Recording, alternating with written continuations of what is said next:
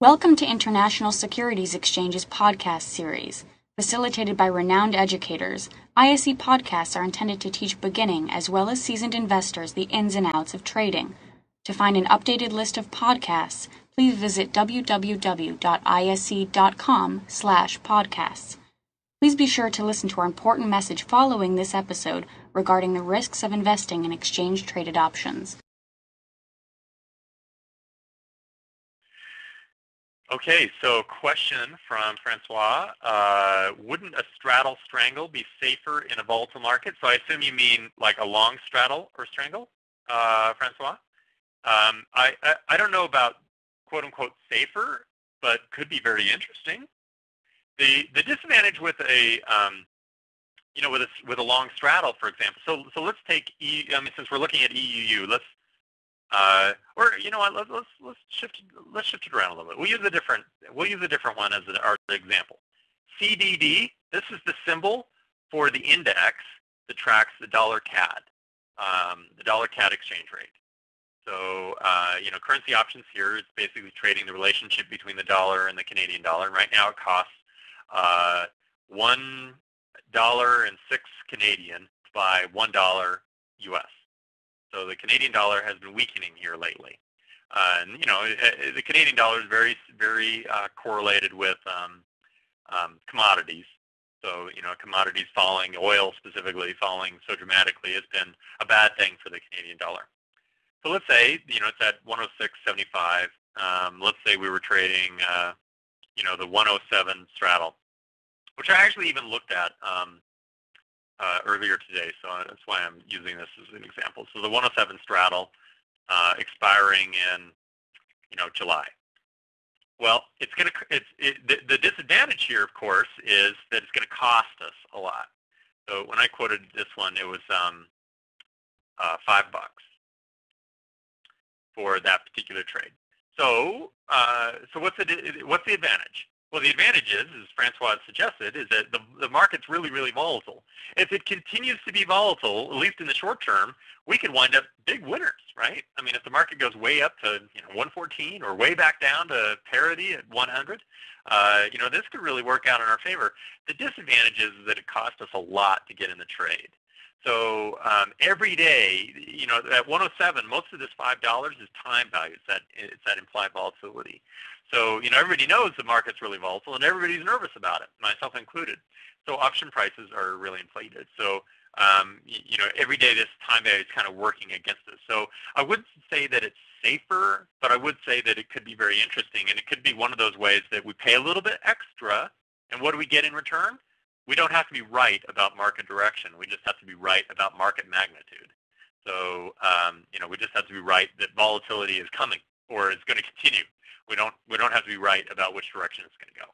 So it's a really good point. And I should mention that although I tend to use these examples in the context of prices by expiration, you don't have to hold a position through expiration, of course. If the market were to suddenly pop up a couple of bucks on CDD, I mean, if we were to enter this trade tomorrow morning and then, by tomorrow night we were up a couple of bucks, we might be in a profitable position on this trade and we might want to get out of it. Take those profits off the table. There's nothing stopping us from doing that. So it's a good question, Francois, and I would kind of answer it the same way I answered the other one of spreads. It's like I wouldn't necessarily say it's safer. It's just a trade-off. You're probably more likely to be right because you don't have to guess the direction, but it's going to cost you more to do it, and ultimately that higher cost may eat away at your profits. So you may be right because you didn't have to pick direction, but if the market doesn't move a lot, you could wind up, having given up a little bit of that probability for having a profit. So I would suggest that it kind of evens itself out ultimately. But it's a great question. So thanks. Okay, looks like we've got the questions answered today.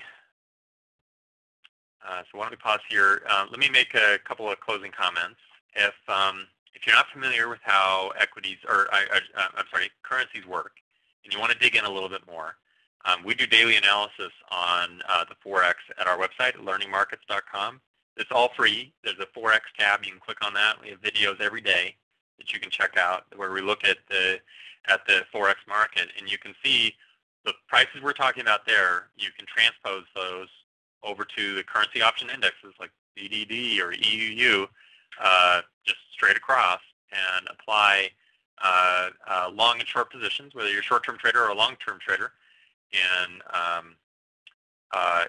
through the currency options as easy as you can in the Forex market. And probably the advantage, besides, of course, it being very convenient to be able to do it within your traditional stocks and options account, so you don't have to have a separate account, but probably one of the big advantages is you can construct trades, as we've discussed today, that have a known risk. When you're trading just in the Forex itself, you have this open-ended risk. You can apply stop losses and such, but those come with their own disadvantages. So you can construct option trades that have a known risk, and we're going to pay for that.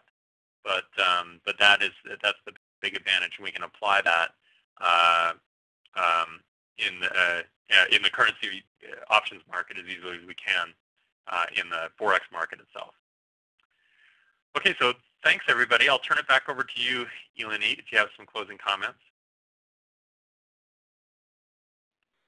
Thanks so much, John. It was a very, very instructive session, and it will be available in our archives. So just look out for our email tomorrow morning. It's really just going to be on www.fxoptions.com/events. And also tune in for our next session next week with Jack Crooks on the fate of the euro, profiting from the crisis. So if you have any questions for John or about today's session or anything else, just feel free to email us as well. I'm actually just typing in our email address so that everyone actually. So just definitely feel free to send us an email at ask@fxoptions.com.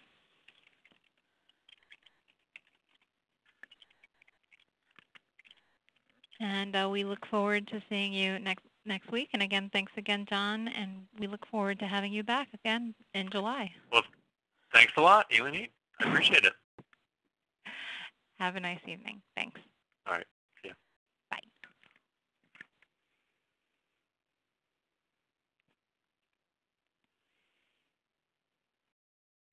Thank you for listening to our podcast. To find more podcasts on options, stocks, alternative markets, and market data, please visit www.ise.com/podcasts.